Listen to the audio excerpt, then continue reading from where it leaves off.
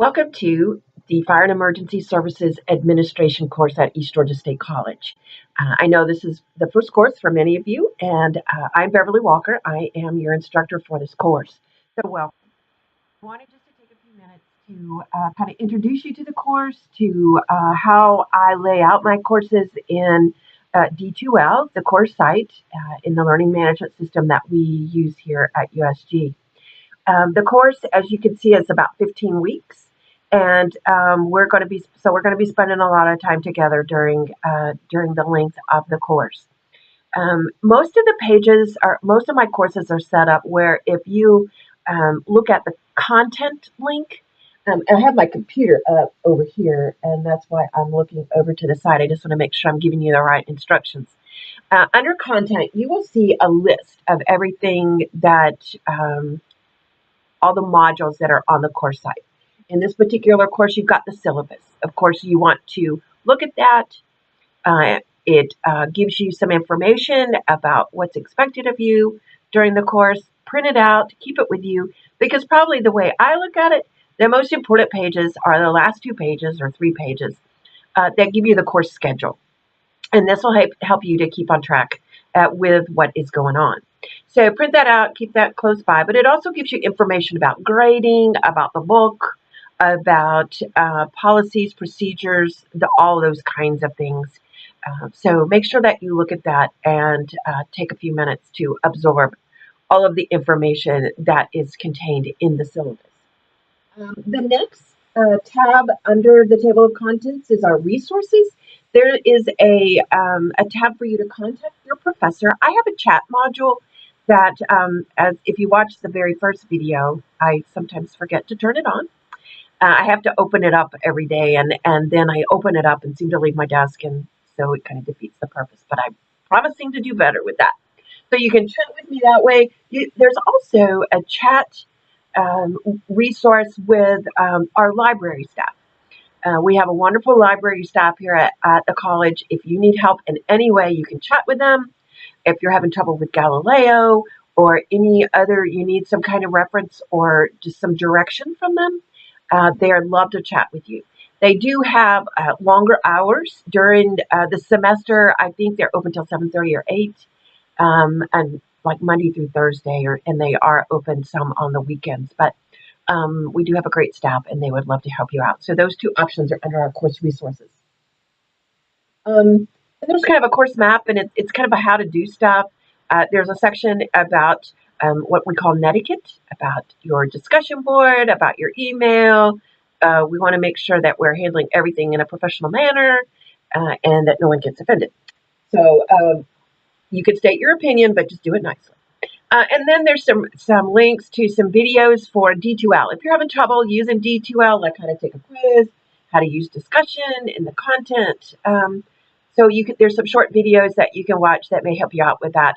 And 2, if you're having trouble with D2L, be sure and let me know, and we can help you with that and get some things worked out. The next tab is it's entitled NFA application. For each of you, for most of the courses in this program, you will receive a National Fire Academy certificate, suitable for framing, for each of the classes. Those of you in the fire service, you're familiar with this. You may be familiar with this application. For those of you that aren't, don't worry about it right now. I'm going to post some instructions there about how to fill it out so that maybe we don't have to do it every semester. I've kind of learned some ways to get around some of that. Also, you have to have a SID number from the federal government, which is a student ID number as opposed to your Social Security number. And I will post the instructions about how to get that if you don't have it. But don't worry about that right now. I just have to have that by the end of the semester. There's plenty of time to get that done. And then you'll see your course project. I have a little bit of cleaning up to do in there. I've got some thinking to do about that, but there is a course project due, of course, at the end of the semester. And I'm thinking about doing it in pairs or something like that. I'm just not sure yet. I've had some success with that, but some not success. It's kind of hard to do group projects, but I'm working on that. Again, there's a description of it a little bit in the syllabus. Don't freak out about it. I'll get that done this next week. And then there's a new section to all of my courses called reference resources.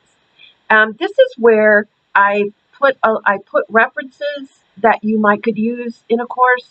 Um, you will find discussion postings or discussion questions that relate to a reading, an article, a video, and so this is a section I want you to get familiar with. It's broken down by unit or by chapter. So if it says, go to such and such a chapter, if you're in chapter 4 and it says read this article, then you're going to go to the reading resources. It's not in the content for unit 4 or chapter 4. I've tried to put all of that, and it just makes it easier. It's all in one place, I think, and I divided it out by chapter.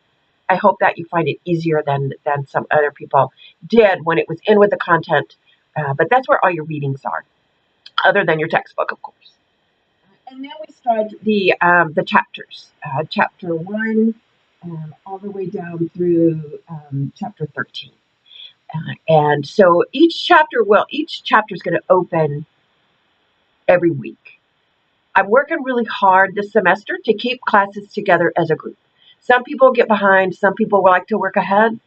And this is not truly an independent study. It is an online class. Class is the key word there.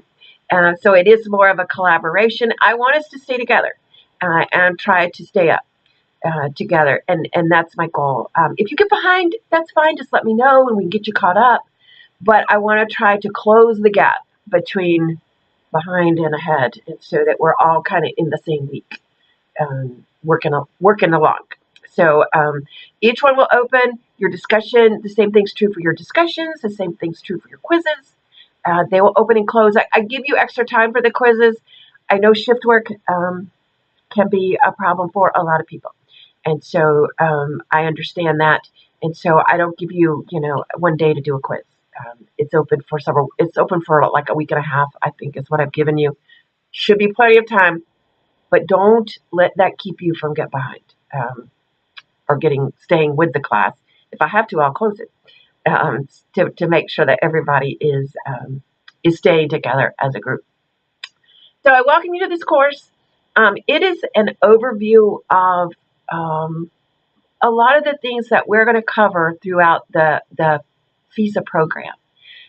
It talks about budgeting. It talks about training. It talks about different responsibilities within the management and leadership of the fire service and emergency services. It's not just fire. It applies to any emergency services, police, law enforcement, EMS, EMA, any of those public agencies.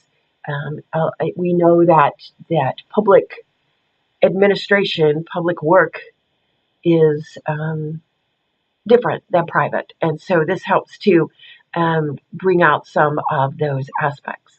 I'm here for you.